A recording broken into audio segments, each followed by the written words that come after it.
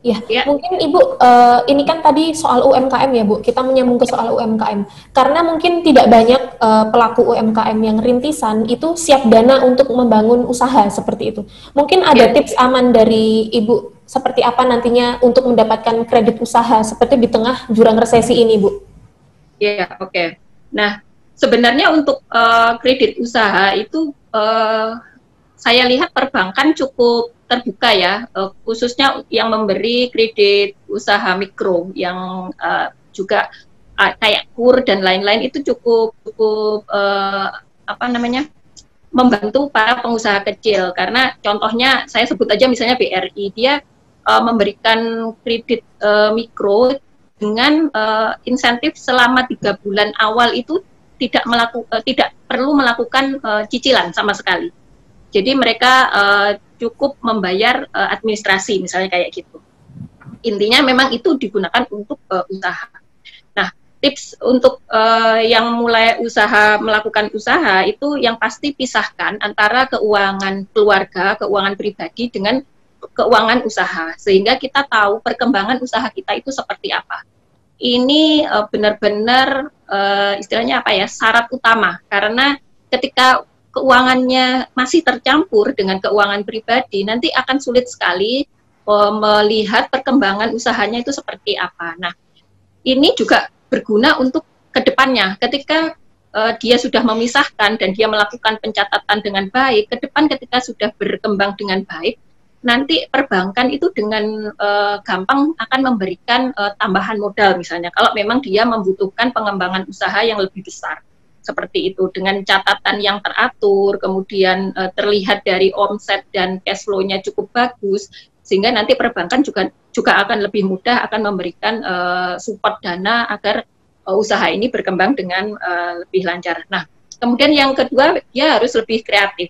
Jadi kreatif di sini tuh banyak sekali. Misalnya dia bisa lebih kreatif menciptakan menu-menu yang menarik ya, karena memang kita tidak bisa seperti dulu yang mengandalkan misalnya secara langsung, orang melihat secara langsung, tapi orang melihatnya dari sosial media, misalnya dari foto-fotonya aja atau videonya. Nah, makanya menunya juga harus lebih kreatif, lebih variatif, sehingga orang tertarik tanpa dia perlu mencicipi, melihat dari sisi tampilan foto atau videonya itu sudah tertarik gitu. Nah, kemasannya juga harus bagus, mungkin variannya juga lebih banyak kayak gitu, sehingga pilihannya bagi konsumen juga lebih banyak, dan dia juga bisa melakukan promosi yang kreatif juga, sehingga orang juga akan tertarik. Misalnya contoh, daripada dia misalnya memilih untuk memberikan diskon, mungkin beli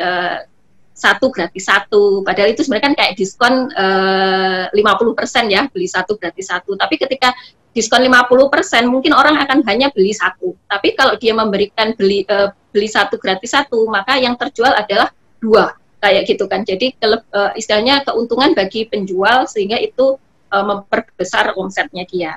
Kemudian kita juga harus mulai kreatif juga untuk menjangkau pasar yang di luar pasar biasanya.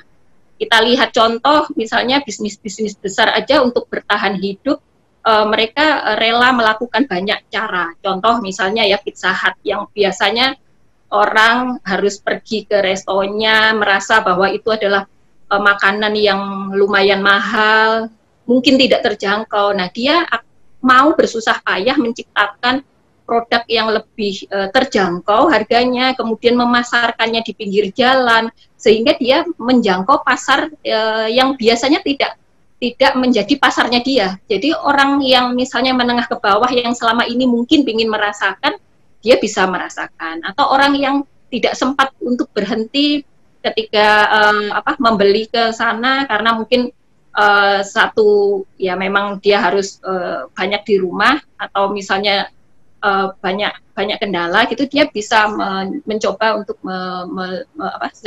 membeli yang dengan porsi yang lebih kecil dan lain-lainnya kayak gitu. Bahkan misalnya kayak jaringan kafe yang besar kayak Starbucks pun dia juga lebih kreatif, misalnya menciptakan kemasan yang dibawa pulang dengan kemasan besar, atau bahkan mungkin varian produk yang lainnya. Intinya kreatif. Jadi apalagi para pelaku UMKM. Saya yakin dia bisa lebih kreatif dengan misalnya dia melihat-lihat contoh di industri yang sama.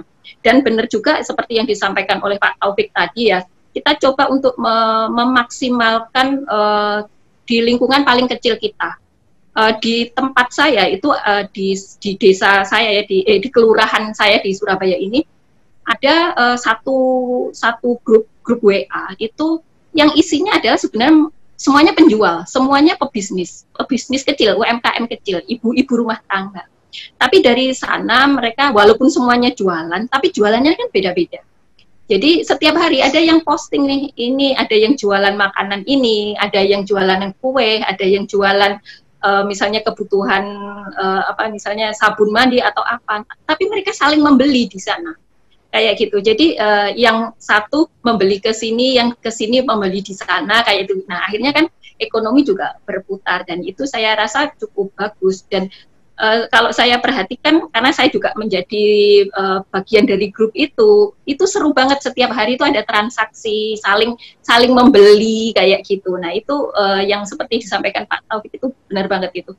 Perlu dan ini mungkin perlu dukungan dari pemerintah terkecil ya, misalnya desa atau kelurahannya. Mereka harus lebih proaktif untuk istilah memfasilitasi ini kayak gitu, seperti yang ada di kelurahan saya di Surabaya ini seperti. Terima kasih sudah nonton. Jangan lupa like, subscribe, dan share ya.